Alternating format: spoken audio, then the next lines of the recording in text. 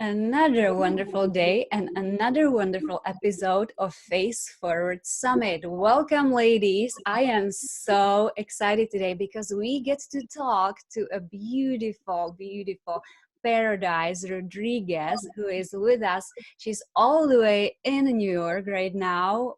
We are recording this in the middle of the biggest coronavirus spike. So she is okay. She's staying home. She looks beautiful, as you can see. So we are going to talk about her fashion model background. We are going to talk about her actress experience, her being an author, Harvard student at the same time, running some nonprofits and standing for children who are misplaced.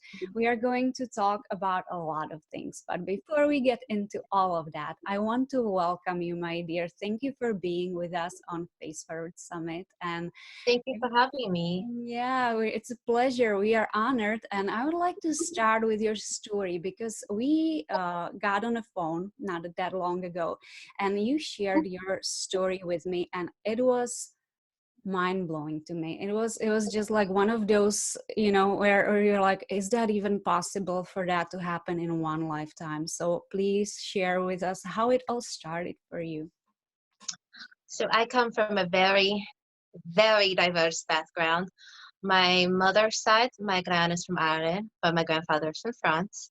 On my father's side, my abuelita is from Puerto Rico and my avi is from Spain. Yeah. And I ended up here. So it is, my bloodline runs all over the world. But growing up the way I did in a very toxic environment, I didn't always I didn't always have the luxury of knowing who I am, where my background came from, or being able to have the freedom to express who I am and who I wanted to be. My childhood was very difficult, and I ended up raising my siblings and myself. My sister passed away when she was 7 years old, and it was difficult. It was the first time that I made a huge sacrifice. I ended up leaving high school, and that was a big deal to me because I knew back then I wanted to go to Harvard, but family first. My siblings were most important to me. So I said, okay, if this is meant for me, I'm going to figure out a way to make this happen. So, you go through life, and I got to the point where I said, who are you? What do you want to be with your life? And I said, well, I have to do something with children. I started a daycare and there was 14 kids.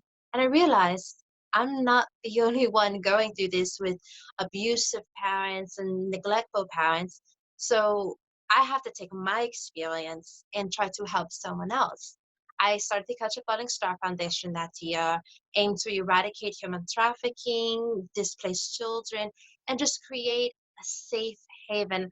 I don't like to use this word safe space, but essentially that is what I am aiming to create, a place where people know no matter who you are, where you come from, someone cares about you and you're not in this alone. And as I got older, I started figuring out about my career. I decided I want to do theater, I want to do modeling, things that I wasn't allowed to do as a teenager or a child. And so I said, okay, well, before I try to tackle the world, let's figure out who Paradise is. And I started writing, and I've always been an avid writer. And I said, okay, let's keep going. Got to do my first professional shoots. I was 17, and it was crazy. I was like, this is the world for me. And as I kept going, I said, but I need more. I want more. I want to be more than just another pretty face. So I got into pageantry to start, leveraging my community service with my modeling. And that has been absolutely fantastic. I am right now the current USA Ambassador of Miss New York. So it's been great. Except for this virus is kind of keeping me indoors. I'm getting a little cabin fever. Growing up, it was never just about Paradise. It was, what can I be more than myself? I saw my siblings and I said, okay, they're looking up to me. I have to be a role model for them. And I realized everything I did, they were going to repeat in some way or another. And it had me thinking, does this mean the other youth in the world that I meet are going to start repeating my behaviors? I never set out to be a role model per se. I just wanted to be someone healthy for people to come and talk to. I had my fun. I'm in my 20s, let's go to the bar, but I was never the type to, get overly intoxicated and wind up somewhere I don't belong. If I got drunk, I said, okay, well, I'm going to go home with my friends. I believe in responsible partying in all things. I do not believe in doing excess. If you're going to have a few drinks, then, have your food, know how you're getting home, know the people that are going to be around you. And so I started taking those lessons into my adult life. When I started my business, I said, okay, well, you need to know your environment. Are you comfortable enough to have these people in your personal life? Are you comfortable enough to go into a business deal? Your money is for your siblings. So if you lose this, you're going to hurt them. So wherever you put your energy, your effort, remember that it's going back on the people who depend on you. So I started looking at my business contacts. Okay, are you healthy? Are we in the same vision? Are we same goals? And there were ups and downs, but I think I got really where I needed to be. And in 2017, I took off across the world for a couple months to find myself. It was a journey, and that's essentially what Finding Paradise is about, my novel. It's finding oneself throughout a tumultuous journey. I suffer from depression. I suffer from trauma. I lost 5 years of memories in 2014. A lot has happened to me, but I'm still here. I have this quote: you can sit in the corner and cry, or you can go out and dance in the rain. Either way, the storm is coming, and I truly live by that. What a great attitude to have, and that discipline that you had as such a young adult, right? Through your teens and through your early 20s, like you were disciplined enough and responsible for those children enough to make all these amazing choices for yourself. I mean, that's wow. Wow. It's amazing. So, what I want to ask you next is, you mentioned that you lost 5 years of memories. That was due to your brain injury. Is that right? Yes. Yeah. And so you do not have any recollection of that time, but you're able to move past that and you're able to create something amazing and even get yourself to Harvard now. So tell us about what that was about, or what did it take of you to become that person? Well, I'll be honest. I am strong, but boy, do I give myself a hard time. Mm. So I'm also an ovarian cancer survivor. So in the midst of waking up and realizing I have no idea what has been going on in my life these past few years, I shut down, to be honest. The first, I wanted to say 6 to 8 months, I was like, no, I don't want to deal with the world. I Mhm. was reading books, catching up on music, technology. I'm a huge computer nerd. I love to code.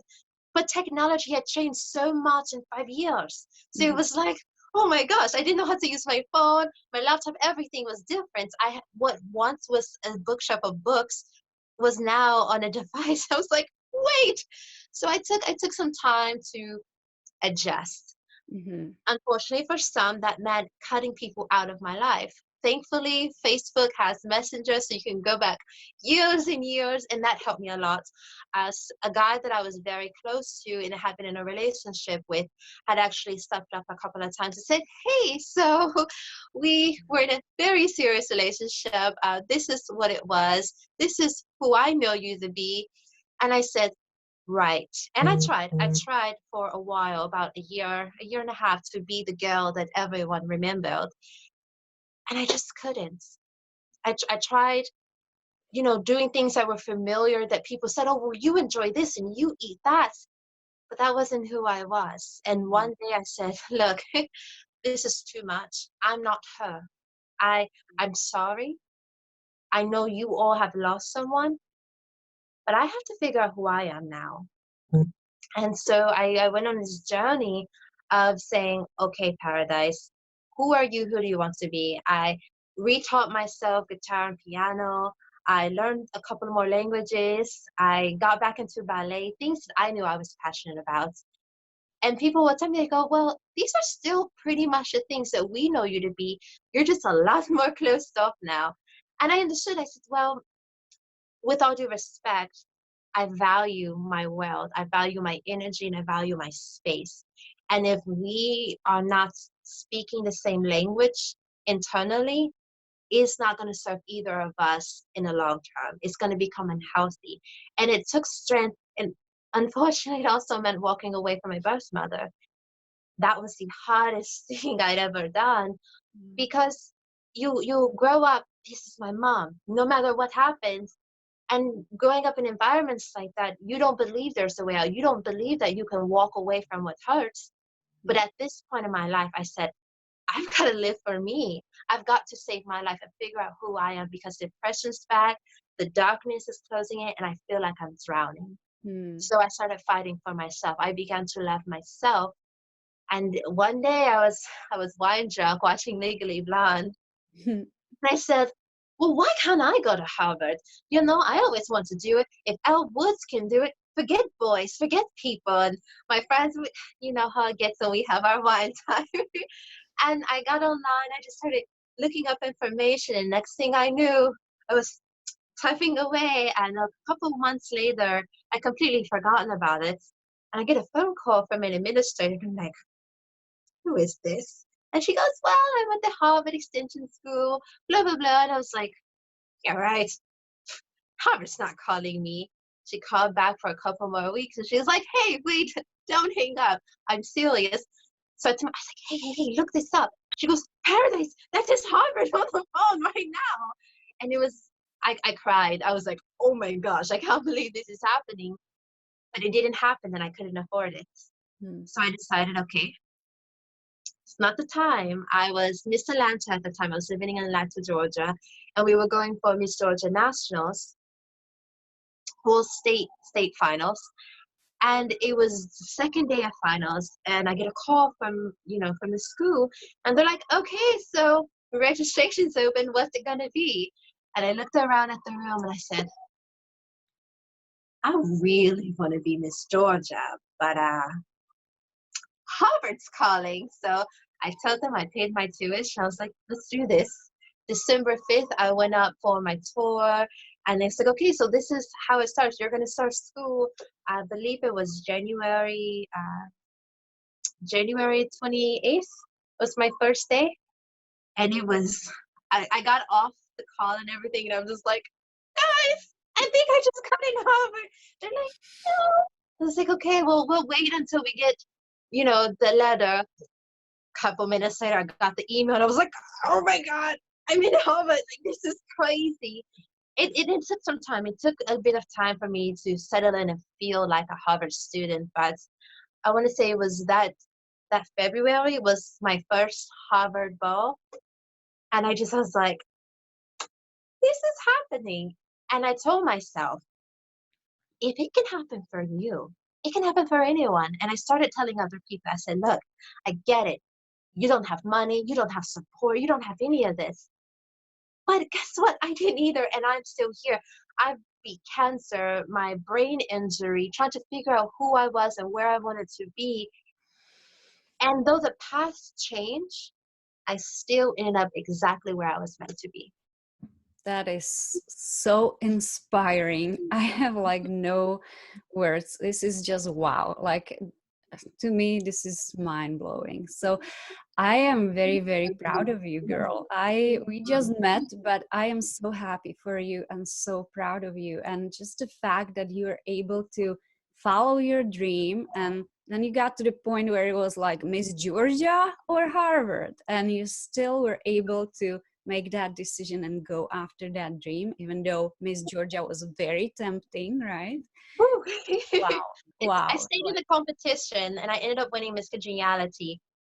But I knew after I got that news, I was up here and I'm walking on stage in my swimsuit. You see a little bounce, and I'm like, oh, I shouldn't be bouncing so much. I need to be poised. But I was so excited. I said, you know what? There are going to be other pageants. I love this. And whoever wins this, great for her. She's going to do amazing. But my biggest dream just came true right now. And I need to allow myself to be in that moment. That's another thing. As women, as you probably know, we can be mothers, sisters, aunts, all these.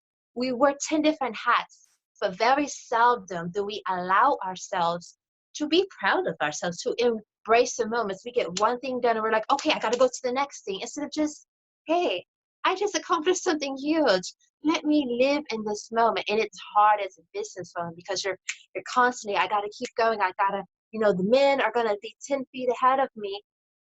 I've learned to say that's okay because I'm in my own race and I'm going to get to where I need to be when I need to be there.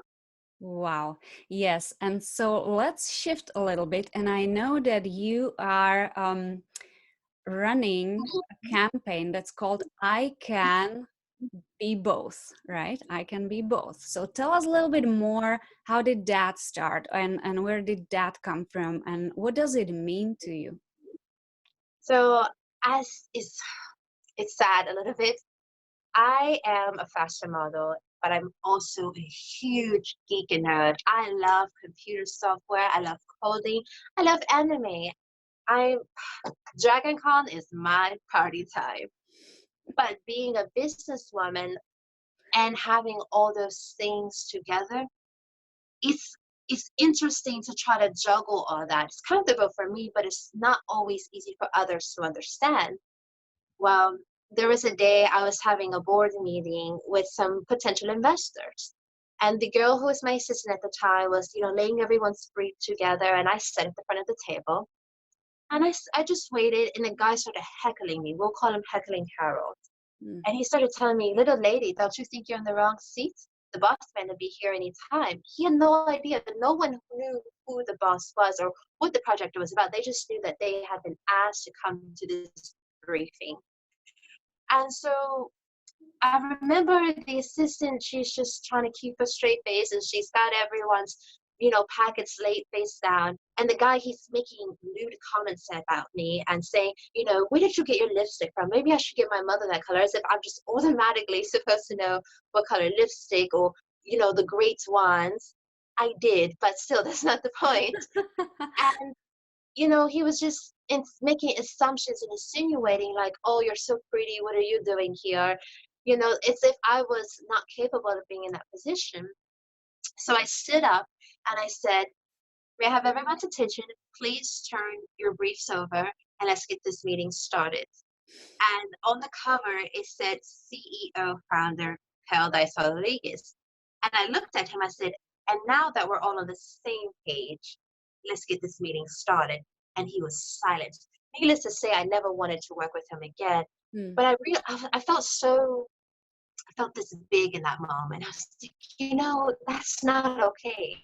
Yeah. I'm strong, but the next girl may not be as strong. Or she just might have had her feel of nonsense that it's just that little thing might have pushed her over the edge. But then there were situations where, like I said, I'm a nerd, where fashion people in the beauty industry shouldn't you be in someone's science lab? You're not really one of us. And unfortunately, I was, attacked by feminists on social media. When you look like that, real women don't look like that. You're sending women back. You should put on clothes. If you wanted to encourage women, you wouldn't wear makeup, just all these things. And I'm like, wait, shouldn't we be uplifting each other? Shouldn't we be encouraging each other to be who we want to be unapologetically? And as I started getting more into the business industry, I realized that it wasn't my intellect that men weren't taking serious. It was the pretty girl in the skirt that they weren't taking serious. I said, wait, I can do Fashion Week and find ways to eradicate human trafficking. I can do all of these things. So who are they to tell me that I can't? And who am I to believe what someone else has said?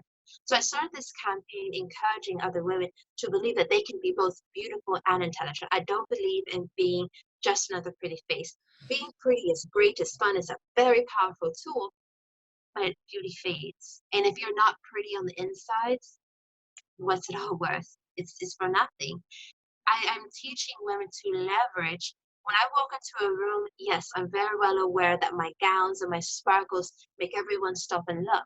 But when I open my mouth, I want to deliver something empowering and life-changing, and I want to keep them there. So I tell women, think of it as an advertising package, like a bar of chocolate or a cake. The decorations make you stop and look, but what's inside the ingredients, the flavor, is what makes you stay and keep returning. So treat yourself as your favorite cake. Sure, make your outside beautiful, but make sure your insides are just as delectable as well. You just answered my next question. I was going to ask you the question I ask every single person that we interview, and that's what radiant beauty means to you. And you just answered it beautifully. So let's shift a little bit and talk about the gift that you have for our audience today. Awesome. So this is my novel, Finding Paradise. It is my heart on paper. And the gift I want to give the audience is a free digital copy. How they can get it is they can contact you or myself, and they can go directly to the Amazon and download it from there. If for some reason the Amazon code is not working, all they need to do is reach out to one of us, and I will send them a EPUB format directly to their email. Yes, we'll actually have that button underneath our video so people can just click and it will take them straight where they need to go to get your book. And any last thoughts, my dear? Any advice to our audience, to our beautiful ladies on like advice coming from like beauty pageant and from a model? Anything that could help women to shine? Well, I would tell you, this is my Miss New York crown. It's very pretty, but it's material. Mm-hmm. What I do with this crown is what people are going to remember. Yes. I've gotten through pageantry, I've met mayors, I've met governors, and it's been an incredible journey. But I strongly want to encourage you to remember that this is only a material. This is only an outward representation of what you stand for, of your platform. When you go out into the world, I want you to imagine you wearing your crown, walk with pride and dignity and in your truth. It's your journey. People may not understand, and that's okay.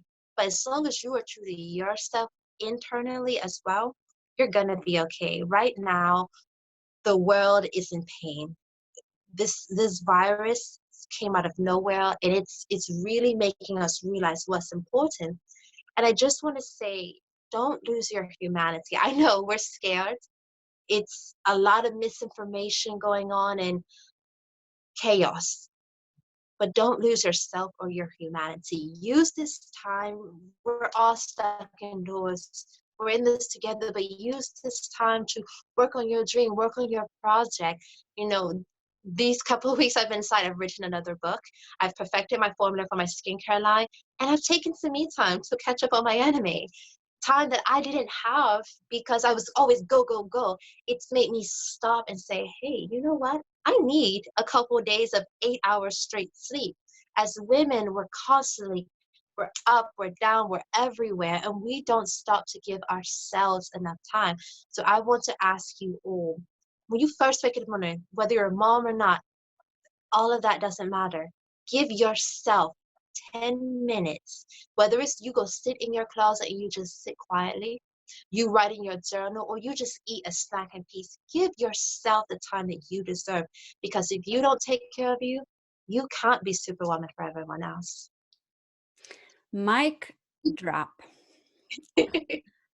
Thank you so much for your wisdom, for your time, for your beautiful story. I know it was a hard story to live through, but you came out on the other side glowing, shining, amazing. As you spoke, I just want you to know I had goosebumps, and I'm sure our audience had the same experience. I connected with you so strongly, and I really appreciate what you said today. So we wish you the best, my dear. Thank you again for being on Face Forward. And thank you, ladies.